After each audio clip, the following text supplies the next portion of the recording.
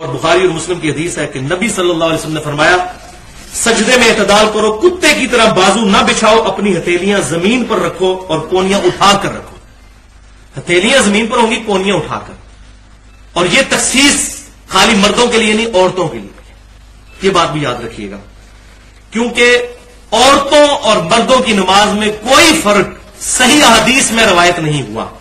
ہاں بعض لوگوں نے کتابیں ضرور لکھی اور چھوٹے موٹے فرق بیان کیے، لیکن ایسی کوئی بات نہیں ہے۔ جنرل وہی حدیث ہے، سلو کما رأیتمونی اصلی، نماز اس طرح پڑھو جس طرح کہ مجھے نماز پڑھتے ہوئے دیکھتے ہو۔ اور اگر آپ اب دیکھیں جو غیر مسلمان ہو رہے ہیں، وہ نمازیں ان کی عورتیں بھی مردوں کی طرح ہی پڑھتی ہیں۔ باقی یہ کہنا جی وہ پردہ نہیں اور یہ نہیں وہ نہیں، تو عورتوں کے لیے جگہ ہی الگ ہوتی ہے نماز پڑھنے کی، وہ عورتوں میں ہی نماز پڑھیں گے۔